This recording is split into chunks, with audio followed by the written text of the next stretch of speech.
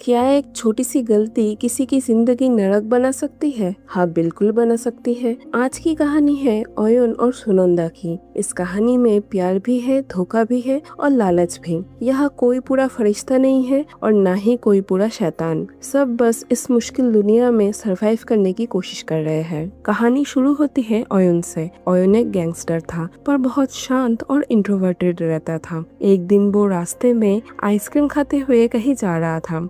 तभी उसकी नजर एक बहुत ही खूबसूरत लड़की पर पड़ती है। उसका नाम था सुनंदा। सुनंदा को देखते ही ओयुन के होश उड़ जाते हैं। वो बिना कुछ बोले चुपचाप उसके पास वाली सीट पर जाके बैठ जाता है। सुनंदा वहाँ अपने बॉयफ्रेंड का वेट कर रही थी। थोड़ी देर में उसका बॉयफ्रेंड वहाँ पर आ जाता है और वो दोनों वहाँ पर हंसने बोलने लगते हैं। ये देखकर ओयुन का गुस्सा बढ़ जाता है। वो एक वायलेंट नेचर का आदमी था। वो अचानक उठता है और सुनंदा के पास जाकर उसको फोर्सफुली किस कर देता है। सभी ये देख के बहुत शॉक्ड थे।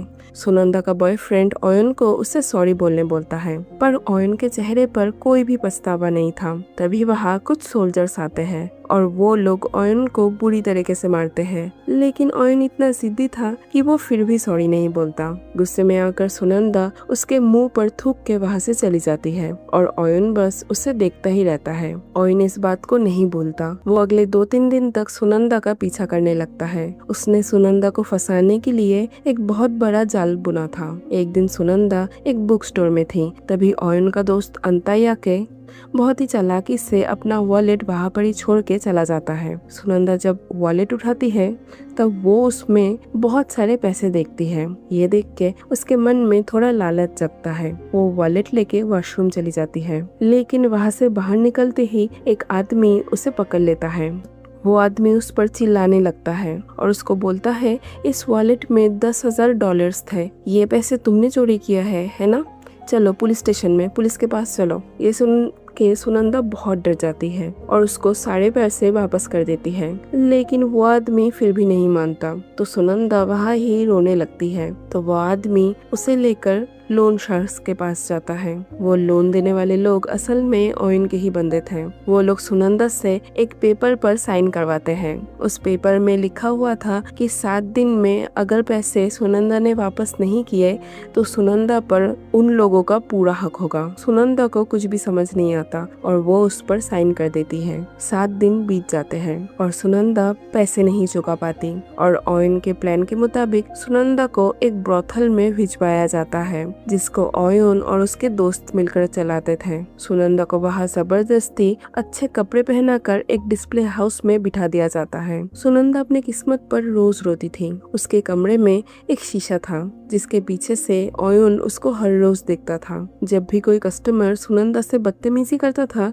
ओयुन गुस्से में अपने दोस्तों को भेजकर उस कस्टमर को पिटवाता था। ओयुन का एक दोस्त था रॉनी। रॉनी भी सुनंदा का कस्टमर बन गया था। वो भी रोज सुनंदा के पास जाता था और वो दोनों इंटीमेट होते थे। ये सब कुछ होते होते रॉनी को सुनंदा पर प्यार हो जाता है। एक दिन रॉनी से सुनंदा का दुख देखा नहीं जाता और वो सुनंदा को सब कुछ बता देता है कि उसका यहाँ पर आना कोई कोइंसिडेंस नहीं था, बल्कि ओयुन ने ही उसे इस नरक में फंसाया है। सच सुनते ही सुनंदा का दिल टूट जाता है और वो गुस्से में ओयुन के पास जाकर उसको बहुत मारती है। इसके बाद एक दिन सुनंदा रॉनी को उसको वहाँ से ले जाने के लिए बोलती है। तो रॉनी सुनंदा की बात मान के उसको भगाने की कोशिश करता है, लेकिन रास्ते में ही ओयुन उसको पकड़ लेता है। उस दिन वो उसको ब्रोथल में वापस नहीं लेके आता, बल्कि उसको बीच पर ले जाता है, जहाँ वो दोनों अकेले बैठे रहते हैं और फिर कुछ देर बाद वो उसको वापस लेके आता है।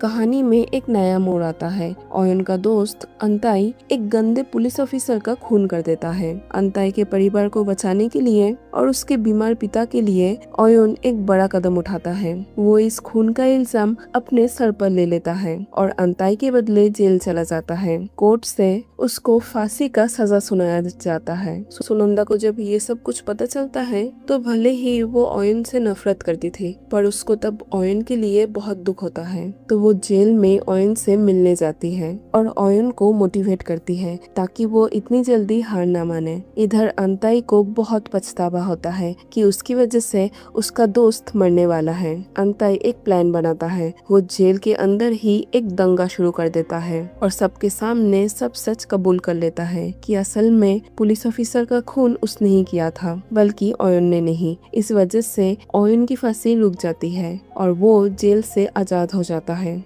जेल से छूटने के बाद ऑयन सीधे उसी ब्रोथल में जाता है और वो फिर से उसी मिरर के पीछे वाले रूम में जाता है सुनंदा को देखने के लिए। सुनंदा तब सामने ही खड़ी हुई थी। ऑयन उसको देखने के लिए लाइटर जलाता है और उस लाइटर की रोशनी देख के सुनंदा को कुछ अटपटा लगता है, जिस वजह से वो समझ जाती है कि शीशे के पीछे कोई तो है। तो वो गुस्से में शीशा तोड़ देती है और वहाँ उन दोनों का आमना सामना हो जाता है। सुनंदा रोते हुए ऑयन को मारने लगती है और ऑयन उसे चुप कराने के लिए गले लगा लेता है। ऑयन को अब अपनी गलती का एहसास हो चुका था। वो फैसला करता है कि वो सुनंदा को इस नरक से आजाद कर देगा, तो इसीलिए ऑयन सुनंदा को उसी जगह पर छोड़ आता है जहाँ उसने उसे पहली बार देखा था। वो उससे माफी मांगना चाहता था पर उसकी हिम्मत नहीं होती। वहाँ से आने के बाद ऑयन और रोनी का झगड़ा हो जाता है, क्योंकि ऑयन की वजह से रोनी के हाथ से सुनंदा चली गई थी। रोनी गुस्से में आकर ऑयन पर चाकू से हमला कर देता है,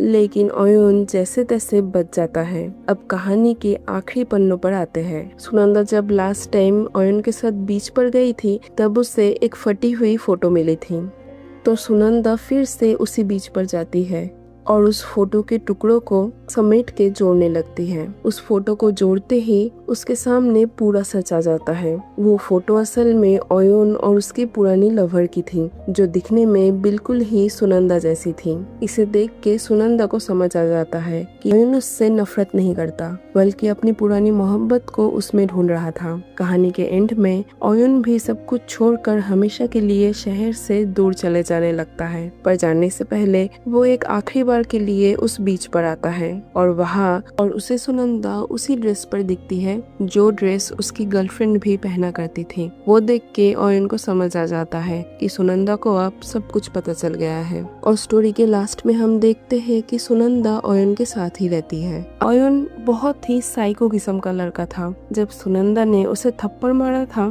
तब उसने बदले की आग में सुनंदा को फंसाया था, लेकिन धीरे धीरे उसका वो बदला एक पागलपन और सनक में बदल गया था। अंत में उसकी पूरी ही जिंदगी बिखर जाती है और उसके सारे ही दोस्त उससे दूर चले जाते हैं। वहीं दूसरी तरफ सुनंदा भी ये बात अच्छी तरीके से जानती थी कि वो चाहकर भी कभी भी अपने पुराने और सामान्य जिंदगी में वापस नहीं लौट सकती। उसके बीते हुए कल में अब कुछ भी बाकी नहीं था, इसीलिए उसने आखिर में ऑयन के साथ ही रहने का रास्ता चुना।